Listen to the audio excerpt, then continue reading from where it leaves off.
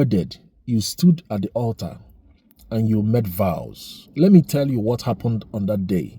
Because some of you, on your wedding day, you were carried away with excitement and you forgot what happened on that day. That day that you stood at the altar with your spouse or to be spouse, and the man of God led you into covenant, because you entered into a covenant.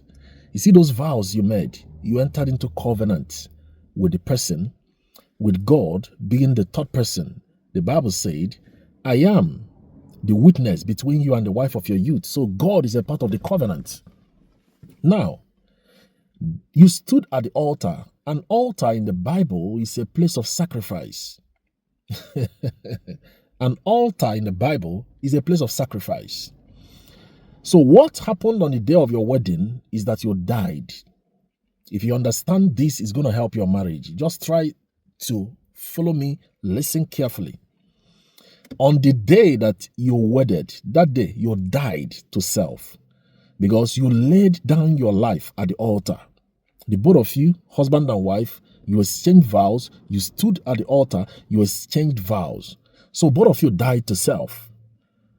Now, when you lay a sacrifice on the altar and you slice it, you go to the Old Testament, one of the rules of sacrifice is that you have to cut it into pieces. You have to cut the sacrifice and slice it into pieces, so that the sacrifice cannot talk, the sacrifice cannot argue, the sacrifice cannot quarrel, the sacrifice cannot question you and say and ask you, what are you trying to do with me?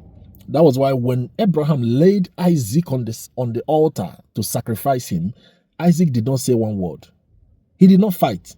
And he was 17 years old at the time, but he understood the rules of sacrifice at that age, that he's not supposed to talk.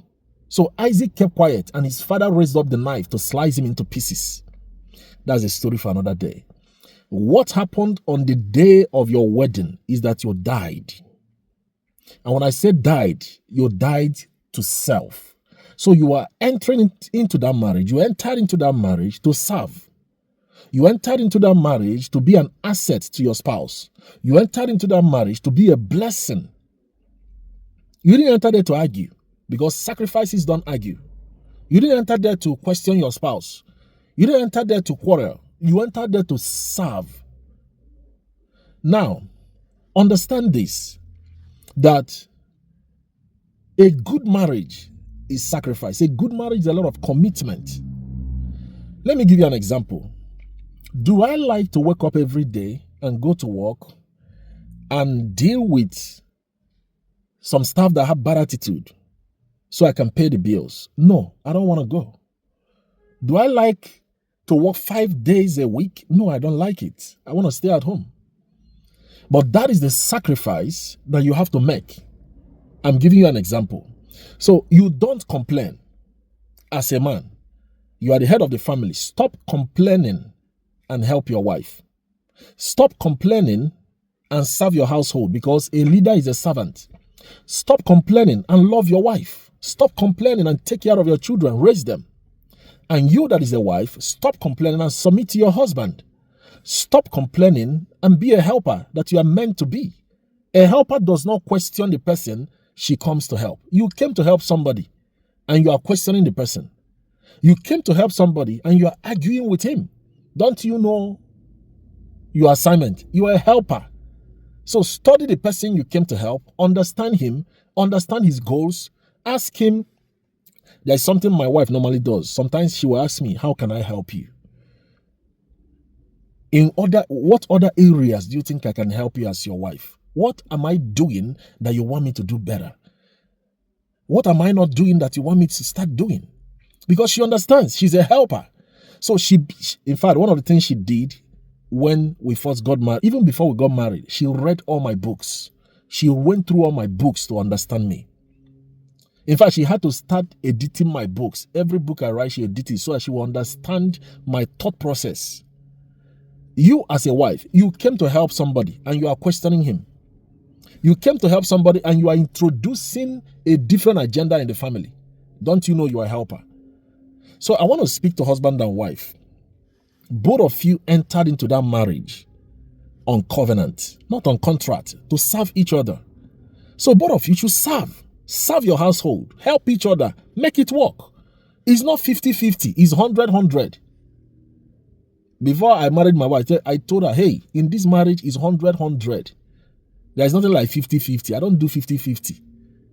You bring everything you are, every idea you have, every resources you have, every energy you have, everything has to be 100-100. Place it on the table. That's what I do. I don't do 50-50. I don't do 70-50. I do 100-100 because it's a covenant. Financially and otherwise, 100-100. So all this marriage that you are just deceiving yourself, say you are doing 50-50. Somebody will hide something and bring some. You say, oh, 50-50. That's nonsense. You are wasting your time. Marriage, the purpose of marriage, I say it again, it's not partnership. Both of you are in a covenant. And in a covenant, you are one. Financially, you are one. Nothing should be hidden. Your phone password should not be hidden. Your account should not be hidden. Nothing should be hidden. Your movement should not be hidden. Everything should be laid transparent on the table so you can work together. All right? So understand the purpose of marriage.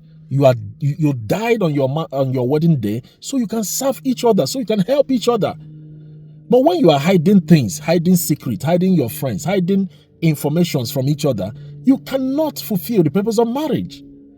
You should be one in everything. One in everything.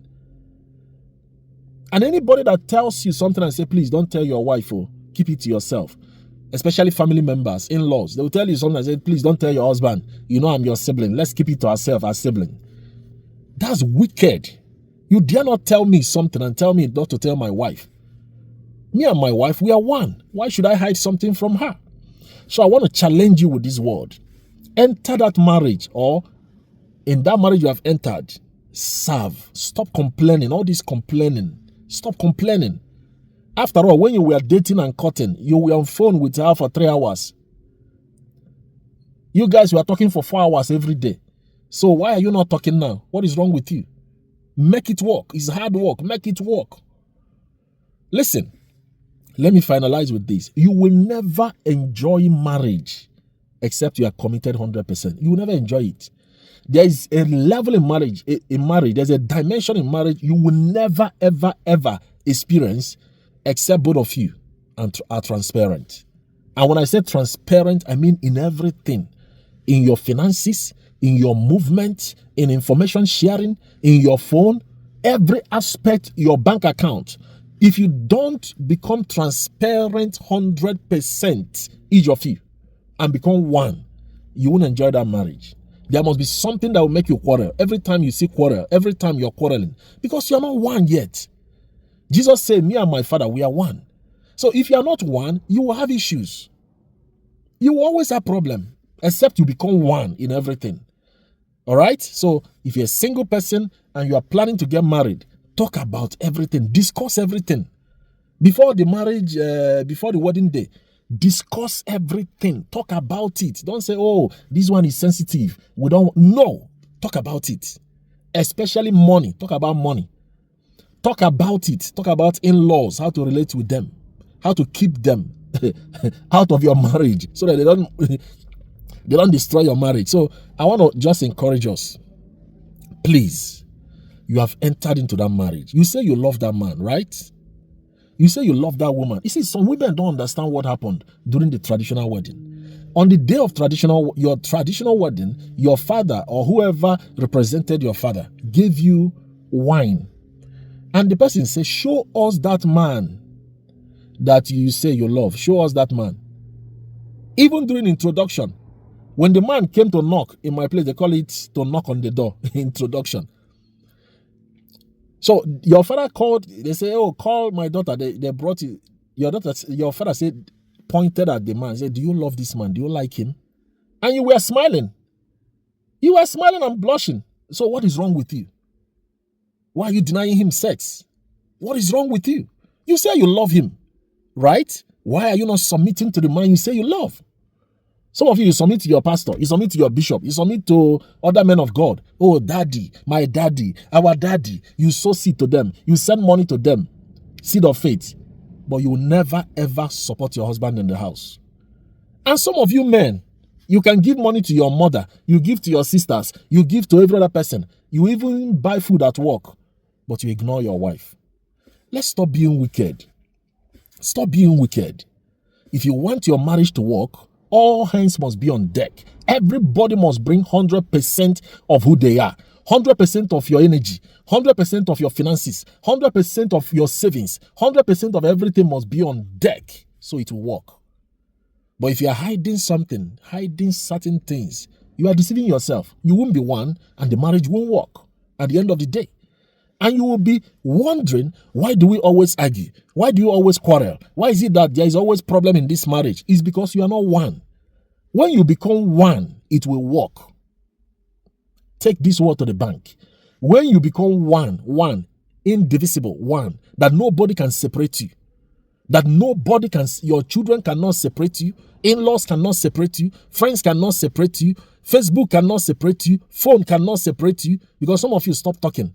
You get home and everybody's on their phone and tablet. Children are playing video game. Daddy and mommy, everybody's on phone. No communication in the home. How can it work? You don't pray together. Some of you don't sleep in the same bed. Some of you don't even sleep in the same room as husband and wife. How can it work? And your children are watching you arguing as husband and wife. Tomorrow you want them to marry. They won't marry. They don't want to marry because they see your marriage is not working. Let's stop deceiving ourselves. If you want your marriage to work, it is 100%, not 50-50. I don't believe in 50-50. And some of you men that say this thing, and when you say it, I laugh. I see some men that say, I told my wife to keep her own money. Keep your own money. We don't need it. I will sponsor everything. I will pay for everything in the house. My question is, after you pay for everything, the one that is left, does your wife know about the one that is left? No, I'm asking you a question. You told your wife, honey, that money you are making, just keep it. Use it to take care of yourself, take care of yourself. I will handle everything. I will pay all the bills. Well, after you pay all the bills, the one that is left in your account that your wife doesn't know about, who are you keeping it for? You see, let's stop deceiving ourselves. And you that is the wife, you are telling your husband, well, you are the head of this family. I'm just your helper.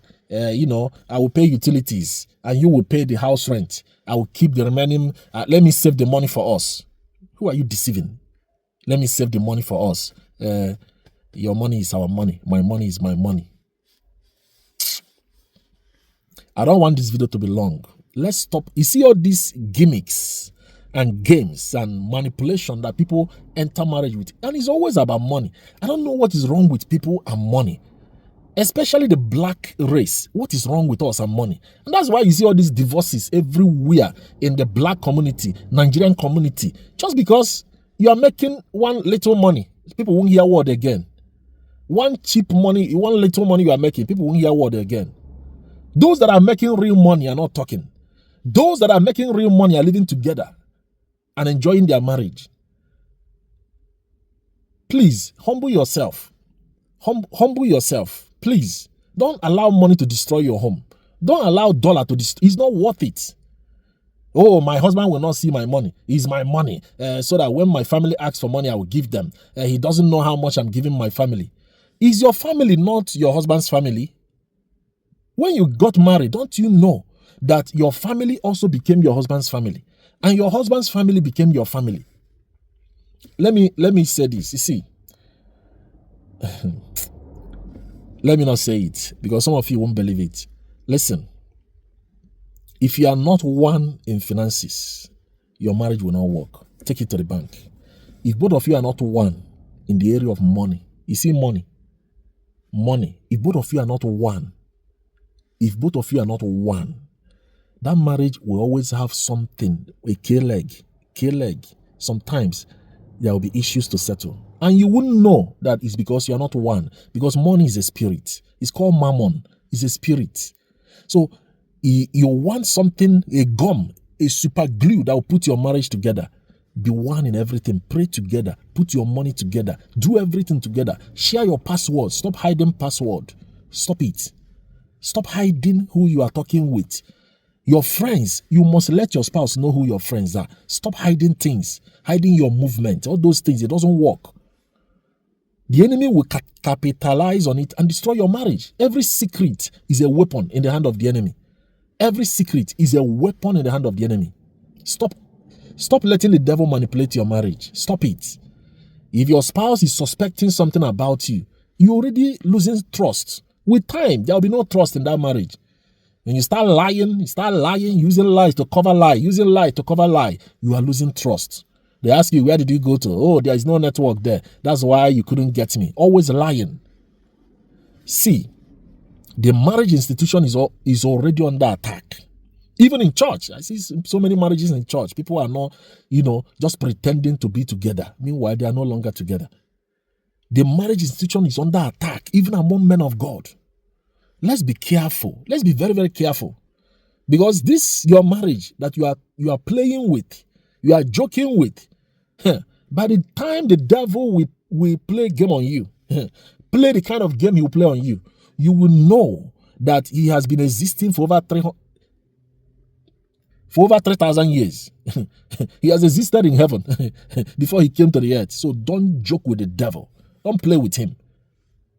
Don't joke with him.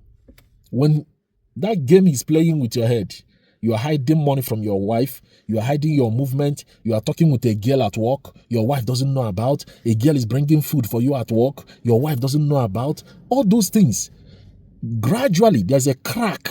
The enemy is opening a wall, a crack in your marriage. And one day, it will collapse. And you'll be wondering what happened. You gave him the space. Be careful. If you want your marriage to work, do everything together.